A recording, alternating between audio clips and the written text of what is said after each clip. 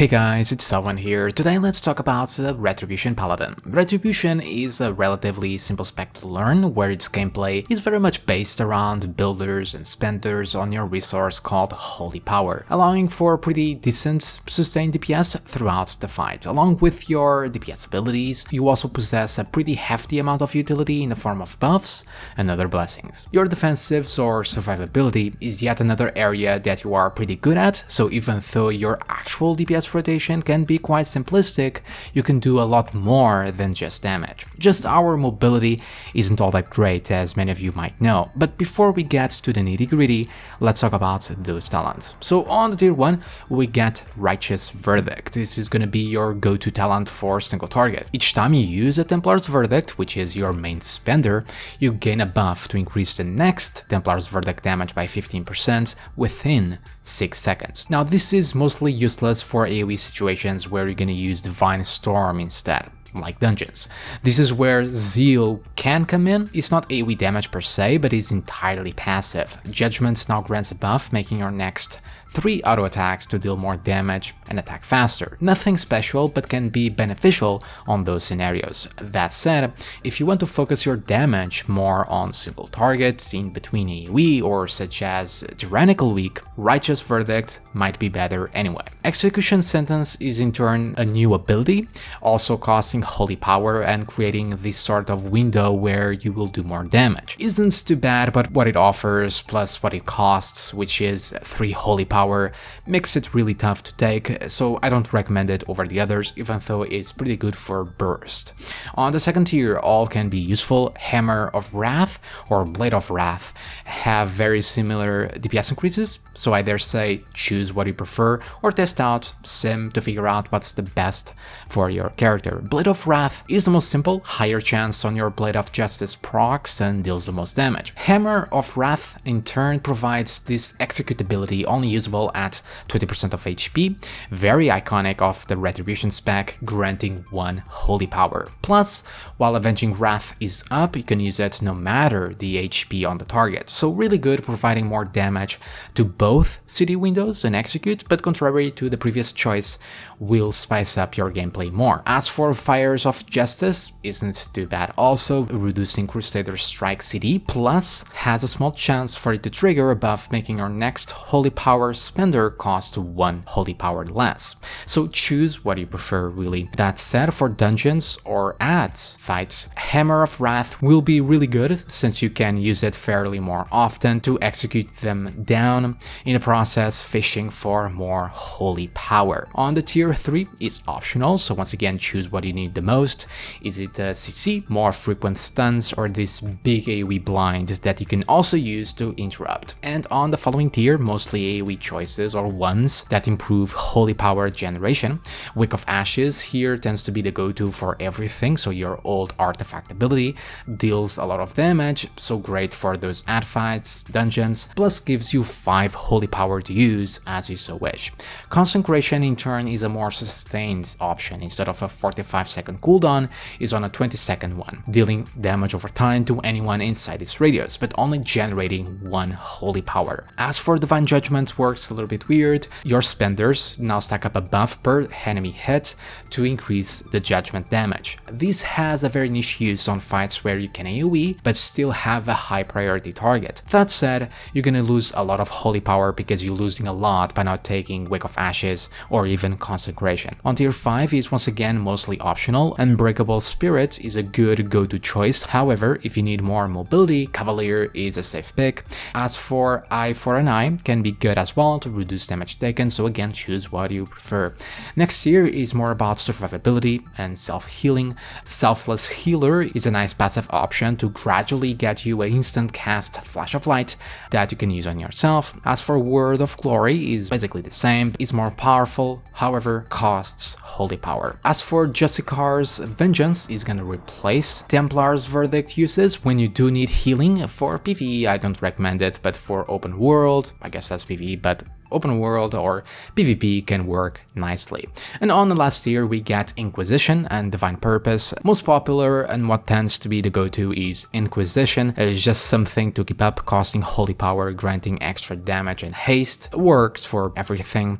As for Divine Purpose, is pretty decent also. It might not be the better or worse choice depending on your character, and in turn offers a proc when using your spenders. Personally, slightly more fun to play with, spicing up the spec a bit more, but I'll leave that choice up to you. In the end, you get a reliable DPS increase that you have to maintain, Inquisition, to another like Divine Purpose, which is more based on RNG. As for Crusade, is the more bursty option, improving your Avenging Wrath to give damage and haste that you can build up stacks as you're spending holy power during its window.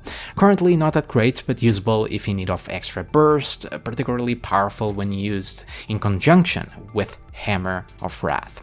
With all of that covered, let's go over your rotation and priorities, starting with a basic rotation and then going over your openers and cities. So the main idea with Retribution is about generating and dumping resources called Holy Power, Builders, and spenders. Your builders are Blade of Justice, Judgment, and Crusader Strike, with talent abilities being Wake of Ashes, Hammer of Wrath, or Consecration.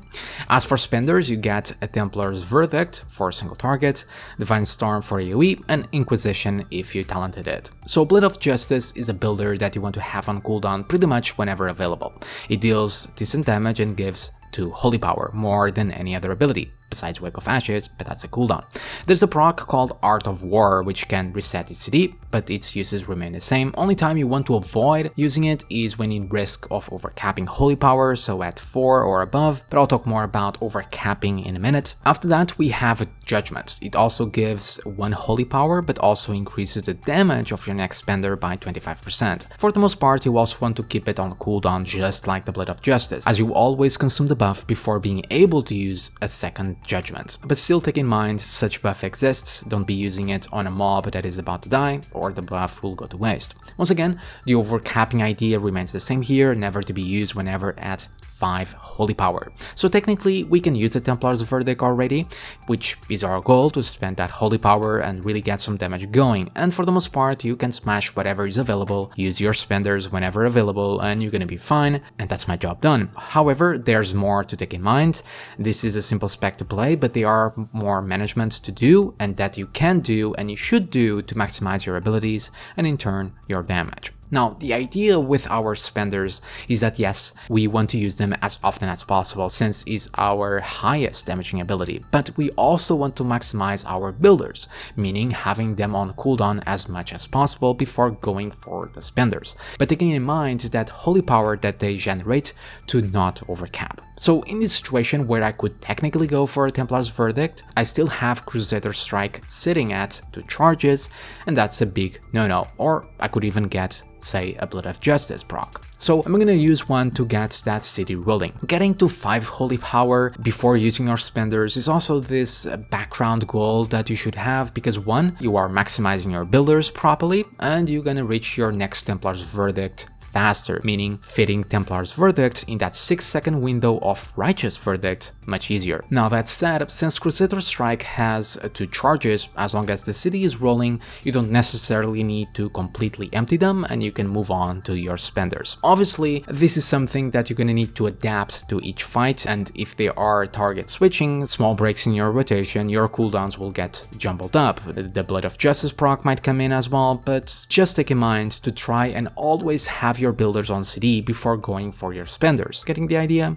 Now, there's a lot more abilities to talk about, so how does Wake of Ashes mixes in here? Well, it has the highest priority above everything. It deals a lot of damage and tops your holy power. So it's something you want to start up, and this will make more sense when I talk about your opener in a bit, but with Wake of Ashes, just try to use it on cooldown with either 0 or 1 holy power, at best 2, since it can be quite hard to always be empty before going for it. The reason for that is once again the overcapping. Another thing is that since its AoE damage is quite high, you can delay it sometimes to hit some adds. A good example would be Zul, the boss in Uldir. If you have it ready to go, but you know the adds will come in a few seconds, do save it for then. As for Consecration, if you're using it instead, it has a much lower priority than Wake of Ashes, but try to have it on cooldown much like Judgment or Blood of Justice. Once again, the idea with adds or multiple targets from the Wake of Ashes that I just said is also applied here, and of course the not overcapping idea as well. With Hammer of Wrath, so in those 20% of HP, we can also get it during Avenging Wrath, but I'll go over that in a bit. Basically the same idea as Consecration, okay? A lower priority than Judgment or Blade of Justice, but try to have it on cooldown to also maximize both its damage and uses. Do remember there's a big range on it, which can be really useful when dealing with adds or faraway mobs. There's also another thing to keep in mind, but I'll go over that in your CDs/opener, which we're gonna talk about now. So your opener and CDs is not that complicated. You have one CD, which is Avenging Wrath, which just increases your damage done. So for the most part, nothing changes, and you want to use it on cooldown during moments you know you can take full advantage out of it, and stacking with as many abilities as possible, like Wake of Ashes. With Hammer of Wrath though, you gain an extra ability. I also haven't touched on Inquisition, but I'll do so now in your opener, and you can apply its idea here to whatever part in your rotation. Your opener can also change depending on talents, so here is with Wake of Ashes and Inquisition, but I'll cover with Divine Purpose as well and talk a little bit about Crusade if it happens to become better at some point in time in the future. So when starting up, you want to go for your Blade of Justice or Judgment, which you're gonna use next, but since Judgment has a higher range, you might be able to use it first without having to use a Divine Steed or something to get close to the boss faster. This will essentially put you to 3 holy powers, so you can go for an Inquisition. Inquisition has a pretty simple use. Here in your opener, you want to get it right away before going for your Avenging Wrath CD window, so you have the highest possible damage. So never use Avenging Wrath on pull. Once Inquisition is up, you can go for Avenging Wrath and pretty much follow with a regular rotation. Go for Wake of Ashes to get 5 holy power and go straight for Verdict, and then Hammer of Wrath to put it on cooldown if Blade of Justice didn't get a proc, and then etc. Same priorities as before.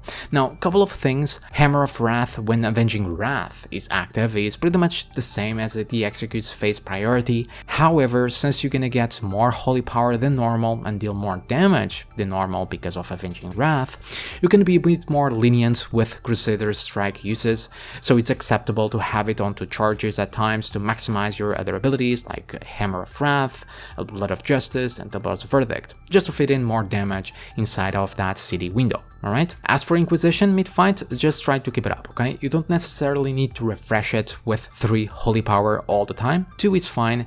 It lasts for a pretty long time, so you only need to refresh around 10 seconds or so. The best way to go about it is before going for a Wake of Ashes. So for an example, Inquisition is about to drop, so you are nearing the 10 seconds or so, but Wake of Ashes will also be ready. Their timers actually kinda align.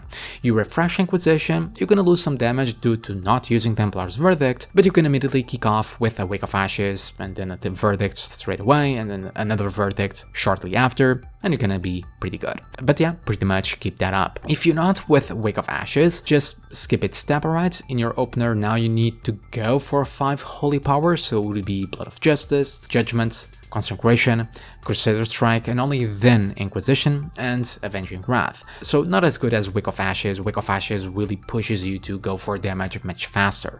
If with Divine Purpose, not much changes as well. You get the proc when you use your spenders, but the idea stays the same. Just try to adapt to the proc. You don't necessarily need to dump it the minute you get it, okay? Remember to continue to maximize your builders, and when you would use the Templar's Verdict, you use the proc instead. So it spices up a little bit, kinda changes up your thinking on the fly, but do your best to use those procs and spend that holy power, but keep those builders on CD whenever possible. So when opening up and with Wake of Ashes, you can actually go for Avenging Wrath immediately, since no Inquisition to set up, and keep up with the normal rotation priorities. So Wake of Ashes quickly after, then Templar's Verdict, followed by Blood of Justice and Judgment, and of course adapting to the procs like I said earlier. Now with Crusade, even though not a very optimal talent right now, it does change a lot because now you want to set up your spenders inside Crusade window to get those stacks up high. So once again, you don't use it on pull, but instead you build towards 3 Holy Power with Blade of Justice and Judgment, then you pop it, go for a Verdict, then Wick of Ashes, another Verdict, Hammer of Wrath, or Crusader Strike, depending on what you have talented, and then another Templar's Verdict. So those 3 quick verdicts should put you pretty much at the 10 stacks, and then keep up with a normal rotation. Using it mid-fight, remember to enter it with at least 3 Holy Power and Wick of Ashes ready to go, so you can build those stacks again quick. So that pretty much covers your openers. In AoE or multi-target is really easy to explain because everything stays the same, except when there are 3 targets, you change from Templar's Verdict to Divine Storm. That's basically it for AoE. Rest stays the same, just make sure to use your Hammer of Wrath on dying enemies and not to use your Judgment on targets that are about to die so you don't lose the buff. Now, like I said, as a Paladin you do have a lot of utility-like buffs, which I cannot go over all of them without making this video huge, but one worthy of note is Shield of Vengeance, which yes is a defensive to absorb damage, but it can also be used as a DPS ability, since when it's depleted it damages all enemies around you, so sometimes you can cheese it by taking some damage purposely in order for it to trigger. Just be careful on what possibility you are using it with, or just use it as it's intended as a pure defensive ability that gives off that bonus damage. But yeah, that pretty much covers it.